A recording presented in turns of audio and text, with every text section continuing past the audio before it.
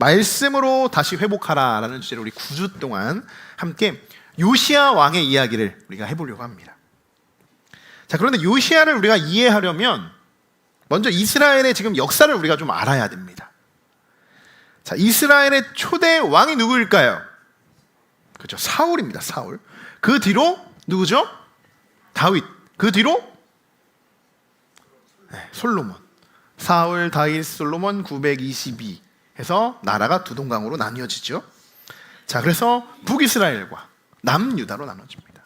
그래서 북이스라엘은 여로보암, 남유다는 르호보암 왕이 맡아서 그 왕권을 이어가죠. 그렇게 통일왕국으로 시작이 되었지만 가슴 아프게도 두 나라로 나눠지게 됩니다. 북이스라엘, 그러니까 여로보암이죠. 북이스라엘의 왕들을 보면요, 총 19명의 왕들이 있습니다. 근데 이들은 대부분 악한 왕들이에요. 악한 왕들. 하나님이 보시기에 악한 왕들. 자, 그리고 특징이 하나 있는데요, 그들은 다윗의 혈통이 무너집니다. 이것이 무슨 말이냐면 남왕국에 대해서 이야기를 해보면 됩니다. 남유다는요, 다윗의 후손들이 있어요. 후손의 후손, 또 후손의 후손, 후손의 후손이 그렇게 20대가 이어져서 계속 그 다윗의 왕권을 이어갑니다. 근데 북이스라엘은 어떻게 하냐? 이름도 듣도 보지 못했던 이방 사람이 왕이 되기도 하고요, 하나님을 악하게 믿었던 사람이 갑자기 왕이 되기도 합니다. 그러니까 누가 더 악함을 따르냐에 따라서 그 기득권에 따라서 왕이 되기도 하고, 또 다른 왕으로 또 왕권이 또 바뀌기도 하고, 쉽게 말하면 엉망진창이에요. 그래서 하나님을 보고 하나님만을 믿고 따라야 하지만 그들은 악한 가운데 살아갑니다. 남유다는 달랐어요. 그나마 남유다는 선한 왕들이 그 안에 있었습니다. 자, 오늘부터 우리가 살펴보게 될 요시야는 여러분 어느 나라의 왕일까요? 남유다의 왕입니다. 남유다. 그럼 요시야는 선한 왕에 속할까요? 악한 왕에 속할까요? 네, 선한 왕에 속합니다. 자, 요시야가 그럼 왜 선한 왕에 속하는지 오늘부터 우리가 차근차근 살펴보게 될 텐데요. 사실 요시야가 이제 왕이 될 당시에 남유다의 상황은 가장 영적으로 어두운 상황이었습니다. 암흑시대였어요. 영적으로. 여러분 히스기야라는 왕 아시겠죠? 이름 들어보셨죠? 뭘 했는지 몰라도 이름은 들어보셨어요? 히스기야 왕, 남유다의 13대 왕입니다. 그럼 히스기야 왕은 어떤 왕이었을까요? 남유다의 좀 선한 왕이었을까요? 악한 왕이었을까요? 선한 왕이었어요. 대표적으로 뽑을 수 있어요. 많은 왕들 중에 선한 왕을 뽑자면 대표적으로 히스기야 왕을 뽑을 수 있습니다. 자, 가계도를 한번 볼까요? 안 나옵니다. 머릿속으로 13대 왕이 히스기야예요. 그 다음으로 14대 왕으로 그의 아들 므낫세가 나옵니다. 므낫세도 들어보셨죠? 지파 이름과도 똑같아요. 므낫세. 그리고 15대 왕으로 므낫세의 아들 아몬은 좀 생소하시죠? 왜 그런지 아시냐? 짧아요, 그 임기가. 아몬. 그리고 16대로 요시야 왕이 등장을 합니다. 그러니까 요시야의 증조부, 그러니까 아버지의 할아버지가 가장 또 위대하고 선한 왕으로 뽑히는 히스기야라는 거예요. 히스기야는 남유다 역사상 가장 위대한 개혁자 중에 한 명입니다. 우상을 제거하고요, 성전을 정결하게 하고 하나님께로 백성들의 마음을 완전히 다 돌이키게 했던 아주 믿음이 좋았던 왕이었어요. 하지만 그의 아들 므낫세, 여기서부터 뭔가 좀 삐끄덕하게 됩니다. 므낫세부터 왕이 되면서 모든 것이 무너져요. 모든 것이. 므낫세는 무려 55년간, 꽤 긴 시간입니다. 55년간 남유다를 다스렸는데요, 성경은 그를 다 이렇게 지목합니다. 남유다 역사상 가장 악한 왕 한 명을 뽑는다면 므낫세다. 므낫세. 열왕기하 21장 9절 말씀 빨리 찾으십시오. 열왕기하 21장 9절 말씀 599페이지. 자, 왜 므낫셋이 악한 왕 중에 왕으로 뽑히냐? 열왕기하 21장 9절 말씀 같이 한번 읽어보겠습니다. 이 백성이 듣지 아니하고 므낫세의 꾀를 밟고 악한 행한 것이 여호와께서 이스라엘 자손 앞에서 멸하신 여러 민족보다 더 심하였더라. 얼마나 나빴으면요, 이 왕이 얼마나 악했으면요, 이스라엘 멸하신 백성들 있잖아요. 하나님이 말 안 들어서. 근데 그보다 훨씬 더 심했다는 거예요, 므낫세가. 그리고 꾀를 받아요, 백성들이. 그러니까 므낫세가 죄를 짓도록 만들어가는 거예요. 백성들을 이끌어가야 되는데, 말씀으로 이끌어가야 되는데 꾀하면서 그들이 악행을 저지를 수 있도록 그가 만들어갑니다. 왜 가장 악한 왕으로 불리는지 이 한 구절만 봐도요, 충분히 우리는 알 수 있습니다. 그는 히스기야 때 완전 개혁이 있어서 사라졌던 산당을요 다시 세웁니다. 다시. 바알과 아세라, 그 당시 최고의 우상들이었죠. 다시 섬기고 하늘의 1월 성신을 섬깁니다. 그러니까 한 가지 두 가지의 신만 섬기는 게 아니에요. 한 가지 두 가지의 신이 아니라 모든 잡신들을 다 섬깁니다. 1월 성신, 바알, 아세라, 그리고 심지어 하나님의 성전 안에서, 저기 산당만이 아니고 하나님의 성전 안에서 우상을 세우고 이 안에서 우상을 섬깁니다. 더 충격적인 것은요, 우리도 한 번쯤 들어본 이야기예요. 아들들을 불 가운데로 지나가게, 불 피워놓고 불 가운데로 지나가게 하는 이방 종교의 제사까지도 거행해요. 히스기야의 개혁은 한순간에 그냥 물거품이 됩니다. 나라 전체가 므낫세부터 시작하여 하나님을 잊어버린 시대가 된 것입니다. 므낫세가 죽은 뒤에 그의 아들 아몬이라는 사람이 왕이 됩니다. 그래도 정말 감사한 것은 그래도 다윗의 왕조가 계속 이어지긴 하고 있다는 거예요. 자, 그럼 아몬은 어땠을까요? 성경은 그를 이렇게 소개합니다. 자, 역대하로 갑니다. 다시 우리 빨간색으로 다시 넘겨서 역대하 33장 22절 말씀. 역대하 33장 22절 말씀입니다. 704페이지 22절 같이 한번 읽어보겠습니다. 그의 아버지 므낫세의 행함같이 여호와 보시기에 악을 행하여 아몬이 그의 아버지 므낫세가 만든 아로색인 모든 우상에게 제사하여 섬겼으며. 아몬이 회개했습니까? 우상을 제거하려고 했습니까? 회개하지도 않았고 우상을 버리지도 않았어요. 결국 그는 왕이 된 지 2년 만에 신하들의 반역으로 인해서 암살당하여 죽습니다. 2년밖에 안 했어요. 그리고 그 뒤에 그 자리를 이어받아 누가 왕이 됩니까? 요시야가 왕이 되는 거예요. 요시야가. 당시 나라 분위기가 어땠겠습니까? 왕은 암살당하고 정치적으로 혼란스러웠겠죠? 왕실은 불안정했겠죠? 사회는 어때요? 우상 숭배가 가득했겠죠? 너무 자연스러워요. 그것이 당연시 여겨요. 성전은 있었지만 성전 안에서 예배는 없고 그 안에서 우상을 섬기고 있어요. 하나님의 말씀이 잊혀지고 율법책, 성경 어디 있는지도 모른 채 아무도 찾는 사람도 없습니다. 죄를 죄로 여기지 않는 시대가 바로 요시야가 왕이 되던 그러한 시대였다라는 겁니다. 오늘 열왕기하 22장 1절의 말씀을 보시면 이렇게 기록되어 있죠. 요시야가 왕 위에 오를 때의 나이가 몇 세입니까? 8세라. 8세. 여러분 한번 상상해 보십시오. 8세예요. 저희 첫째 아들 정우가 지금 만 8세입니다. 정우가 왕이 됐어요. 굉장히 어린 나이죠. 여러분이면 8살에 왕이 된 어린아이를 신뢰하시겠습니까?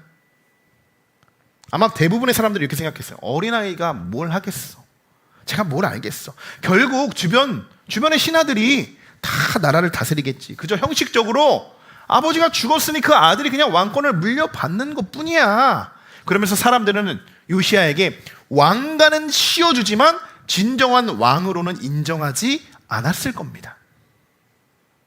더군다나 그가 왕이 될 당시요, 아버지가 어떻게 된다고요? 아버지가 그 모든 정치와 모든 권세들 다 잘 해가지고 아들에게 물려줬으면 그나마, 그래도 어린 아들이기 때문에 그나마 어떻게 보면 따라오기라도 하겠지만 아버지가 암살당했어요. 신하들에게. 근데 그 아들이 지금 왕이 됐다고 생각해 보십시오. 8살짜리의 아이가 이 거대한 악의 흐름을 바꿀 수 있다라고 생각하는 것은 당시 아무도 없었을 겁니다. 이런 모습, 우리나라 역사 속에서도 여러분 찾아볼 수 있습니다. 2013년에 개봉했던 영화입니다. 송강호, 이정재가 주연으로 출연했던 관상이라는 영화가 있어요. 원래 땅 하고 나와야 되는데 제가 미리미리 말씀을 준비하거든요, 저는. 그래서 이 말씀도 한 2주 전에 제가 준비했던 말씀인데, 그때는 제가 이렇게 아날로그 예배 형식이 아닌 기존 예배 형식을 생각해서 사진까지 다 찾았었습니다. 그래서 PPT에 어떤 걸 보여드릴까. 근데 여기서 조선시대 배경으로 그린 영화잖아요. 이 영화 속에서도 어린 나이에 왕이 등장합니다. 태종, 태세, 문단세. 문종의 뒤를 이어서 그의 아들 단종이 12살의 왕이 돼요. 12살. 그래도 요시아보다는 좀 5살 형입니다. 형아예요, 좀.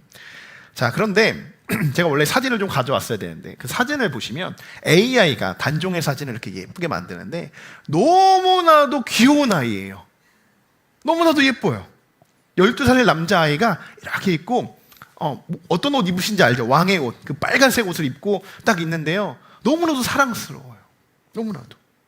그 사진을 보면 아직도 그 어린 아이의 모습, 앳된 모습이 그 안에 담겨져 있죠. 자, 단종이 왕이 되었지만 정치적으로 힘이 있었습니까? 영화 보신 분들 알겠지만 전혀 힘이 없었어요. 전혀. 주변 대신들의 권력 다툼 속에서 엄청나게 치열하죠. 양쪽에서 엄청나게 치열합니다. 결국 그의 삼촌 누굽니까? 수양대군이 왕위를 빼앗아갑니다. 어린 왕은 나라를 바꾸고 싶어도 스스로 할 수 있는 일이 거의 없어요. 뒤돌아보니까요, 이미 수양대군이 모든 사람들, 군사를 다 배치시키고요, 모든 주변의 사람들을 다 수양대군 품으로 다 배치시켜요. 그렇게 운영하고 있어요. 나도 모르는 사이에. 권력은 이미 다른 사람이 가지고 차지하고 있었어요. 근데 요시아는 어떻겠습니까? 요시아. 저는 다르면 다르고 더하면 더했지, 요시아는 훨씬 더 극박한 상황이었을 거라고 생각합니다. 8살의 왕, 누가 그를 두려워하겠습니까? 누가 그의 말을 좀 진지하게 듣긴 하겠습니까? 사람들은 아마 그냥 허수아비의 왕 정도로밖에 생각하지 않았을 거예요. 그런 하나님이 보시기에는요, 요시아는 힘이 없고 허수아비의 왕이 아니었습니다. 열왕기하 22장 2절의 말씀에 요시아가 여호와 보시기에 정직히 행하며 그의 조상 다윗의 모든 길로 행하고 좌로나 우로나 치우치지 아니하였더라. 자, 이 말씀을 그냥 읽으면 그냥 그렇구나, 요시아 정직했구나, 여러분 그렇게 생각하실 수 있는데요, 요시아가 몇 살 때라고요? 8살.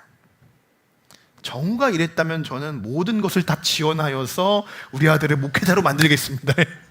그 정도로 우리 마음속에도 너무나도 감동이 되는 말씀인데요, 8살이 하나님 앞에 정직하다는 거예요. 하나님이 보시기에 그 아이가 너무나도 정직하다는 거예요.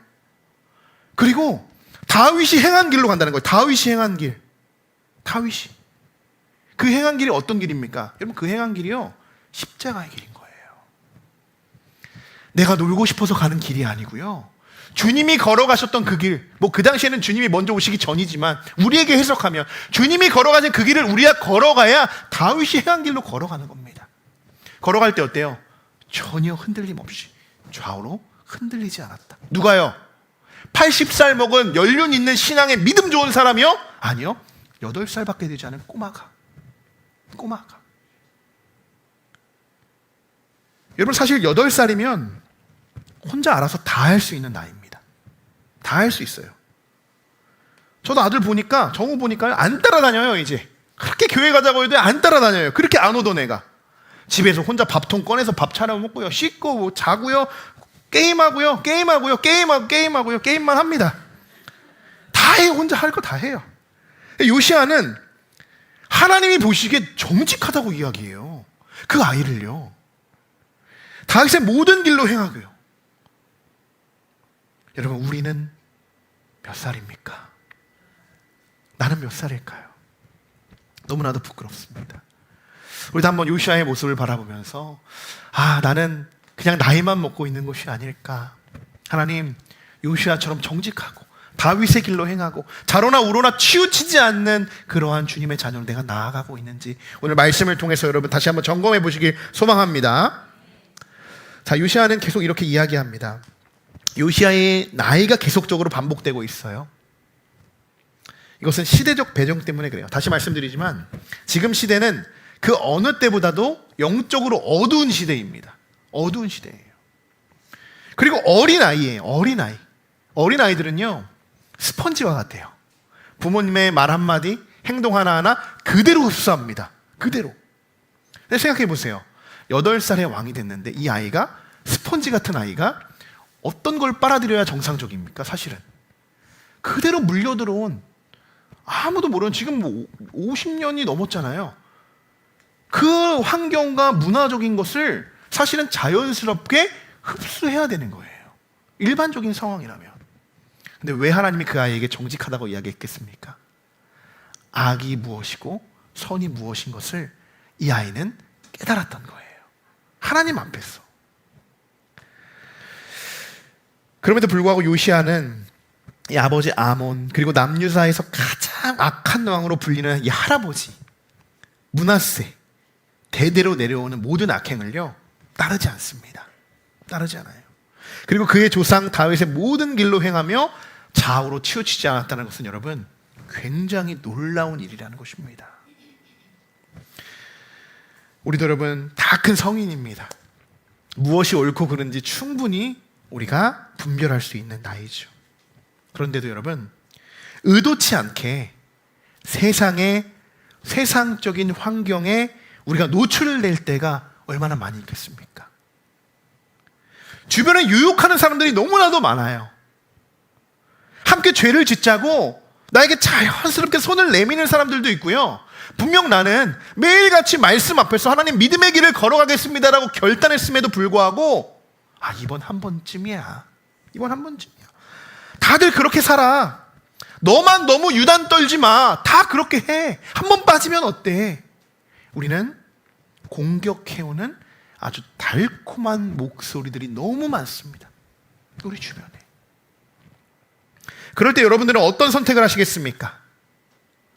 그럼에도 요시야처럼 하나님 앞에 정직하고 좌우로 치우치지 않는 삶을 여러분 선택하시겠습니까? 아니면 나 스스로를 합리화시키면서 그래, 내가 왕이 됐는데 이러한 환경이지, 어쩔 수 없겠구나, 받아들일 수밖에 없겠구나, 언젠간 바뀌겠지 라는 마음으로 그냥 은근슬쩍 넘어가시겠습니까? 여러분, 우리가 분명히 기억해야 하는 것은 하나님 앞에서는 타협은 없습니다. 하나님을 선택하든 우상을 선택하든 둘 중 하나밖에 없어요. 무교라는 거 여러분 존재하지 않습니다. 사람들이 나 무교야 라고 이야기하죠. 무교는 자기 자신을 믿는 거예요. 가장 위험한 우상입니다. 둘 중 하나밖에 없어요. 천국이든 지옥이든. 그래서 예수님도 우리에게 두 마음을 품지 말라라고 매번 얘기하십니다.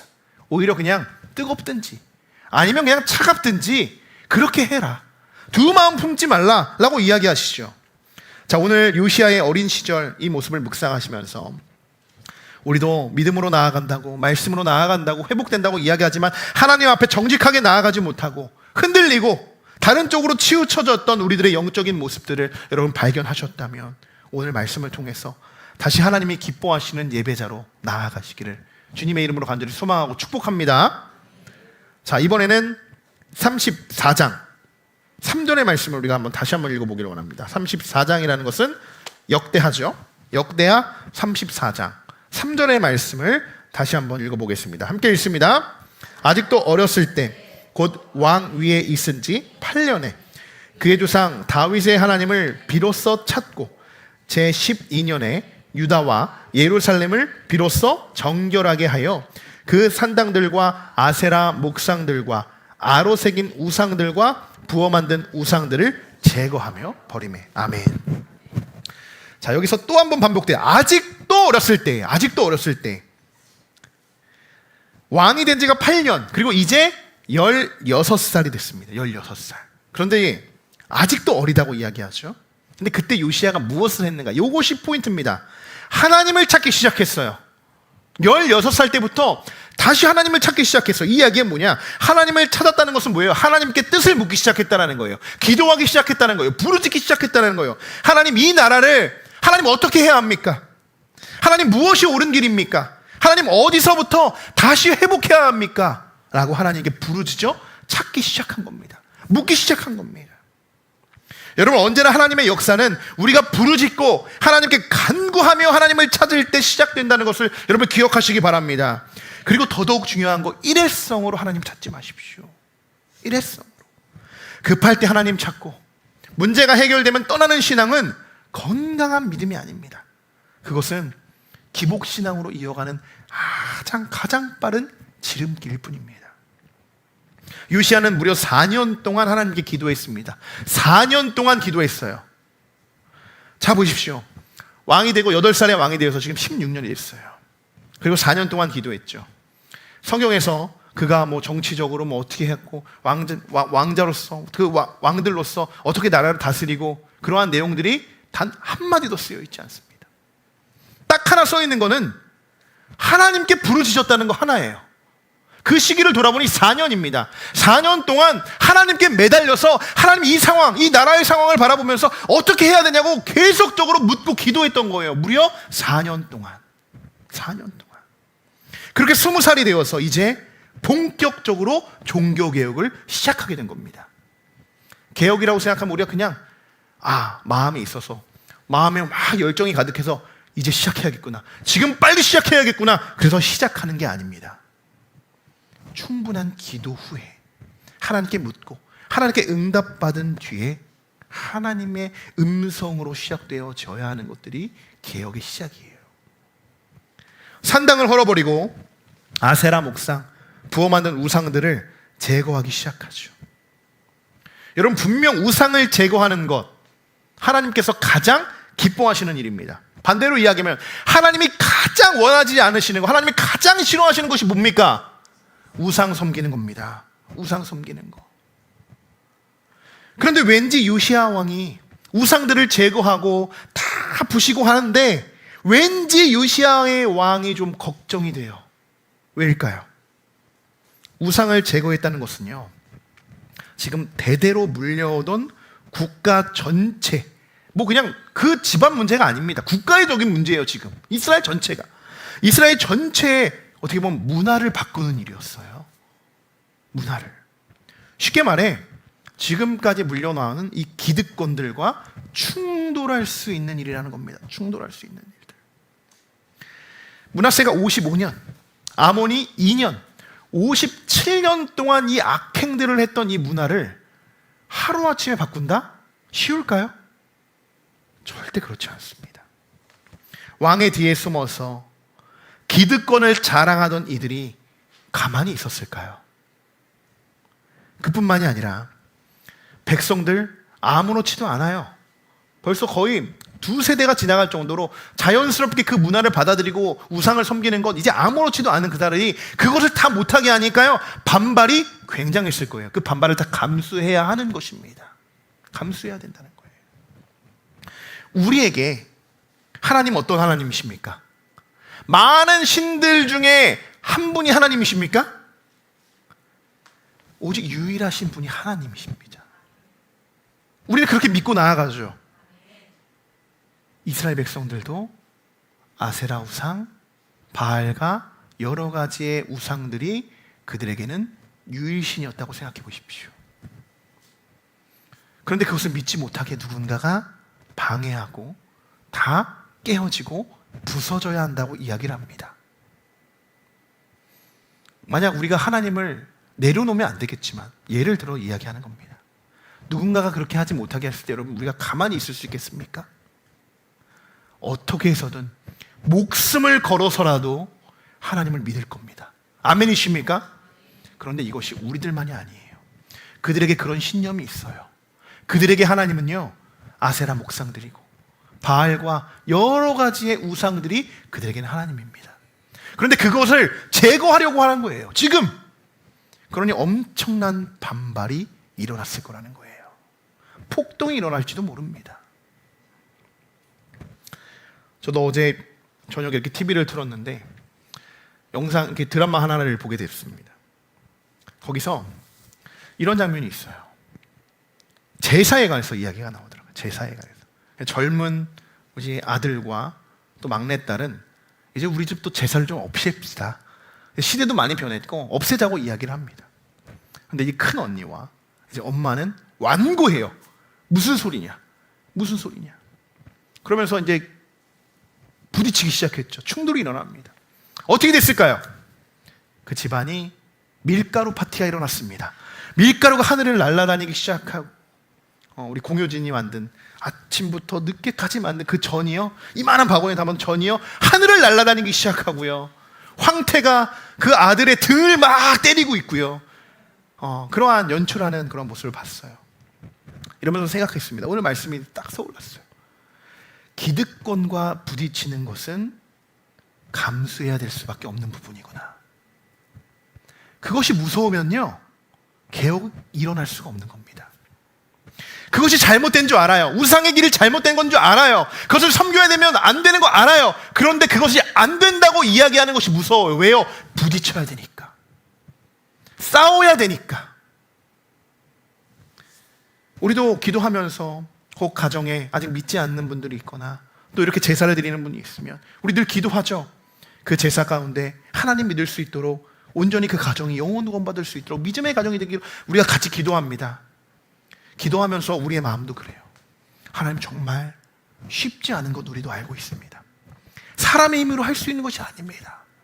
그런 마음으로 우리가 기도하면서 그럼에도 불구하고 영적 싸움에서 하나님 승리하게 해달라고 우리가 기도하지 않습니까?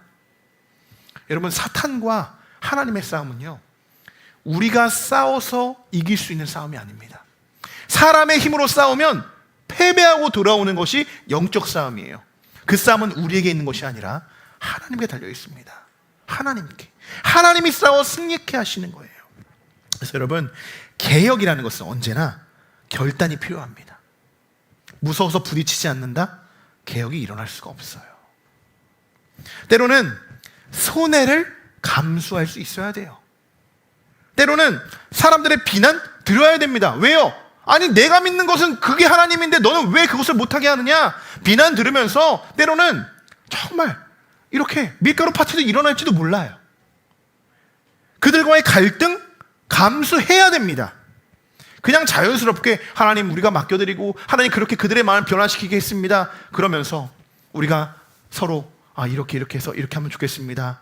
그러면서 그들이 그냥 아무렇지도 않게 그래, 당신의 말이 맞죠. 그렇게 합시다. 이렇게 되는 건 진짜 하나님의 큰 은혜가 있어야만 가능하고요. 대부분은 순환과 여러 가지 갈등 속에서 부딪히며 그 갈등을 완화해 갈 때까지 우리는 기도로 매달리며 하나님께 묻고 갑니다. 당연한 거예요, 여러분. 개혁은 편안함을 선택하는 것이 아닙니다. 다시 말하면 오늘 예배에 마찬가지예요. 우리가 악보 보면서 예배 드리니까 어떻습니까? 좀 불편해요, 사실. 그죠? 여기 가사가 나오고 뭔가 좀 이렇게 화면도 집중할 수 있으면 훨씬 더 편하죠. 그런데 우리가 이것이 매주 반복되다 보면요, 이 편안함보다 그 안에서 내가 텍스트 하나, 악보 하나, 그리고 이것을 없게 하는 것, 설교에도 저의 얼굴이 띄어지지 않는다는 것은 오직 우리가 하나님만께 집중하자는 의미입니다. 하나님께만.